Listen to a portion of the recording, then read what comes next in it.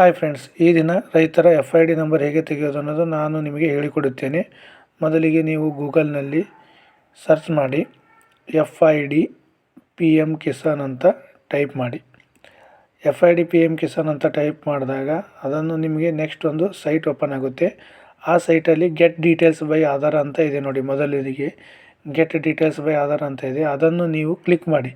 ಅದನ್ನು ಕ್ಲಿಕ್ ಮಾಡಿದಾಗ ನಿಮಗೆ ನೆಕ್ಸ್ಟ್ ಒಂದು ಸ್ಟೆಪ್ ಬರುತ್ತೆ, ಫಾರ್ಮರ್ ಡೀಟೇಲ್ಸ್ ಅಂತ ಬರುತ್ತೆ. ಆ ಫಾರ್ಮರ್ ಡೀಟೇಲ್ಸಲ್ಲಿ ಏನಿರುತ್ತೆ ಅಂತಂದರೆ ಫೈಂಡ್ ದಿ ಡೀಟೇಲ್ಸ್ ಅಂತಂದರೆ ಆಧಾರ್ ಕಾರ್ಡ್ ನಂಬರ್ ಇರುತ್ತೆ.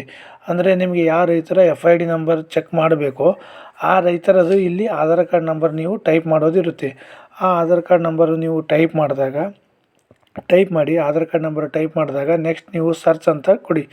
ಸರ್ಚ್ ಅಂತ ಕೊಟ್ಟಾಗ ನಿಮಗೆ ನೆಕ್ಸ್ಟ್ ಫೇಜ್ ಓಪನ್ ಆಗುತ್ತೆ. ಅದರಲ್ಲಿ ಏನಿರುತ್ತೆ ಅಂತಂದರೆ ಫಾರ್ಮರ್ ID ಇರುತ್ತೆ, ಮತ್ತಂತಂದರೆ ನೇಮ್ ಆಫ್ ದಿ ಯಾರು ಅಪ್ಲಿಕೇಶನ್ ಇದೆ ಅವ್ರದ್ದು ಅಪ್ಲಿಕೇಶನ್ ಇರುತ್ತೆ, FID ನಂಬರ್ ಇರುತ್ತೆ. FID ನಂಬರ್ ಬೇಕಾದರೆ ಈ ಥರ ಅಪ್ಲೈ ಮಾಡಿ ಫ್ರೆಂಡ್ಸ್.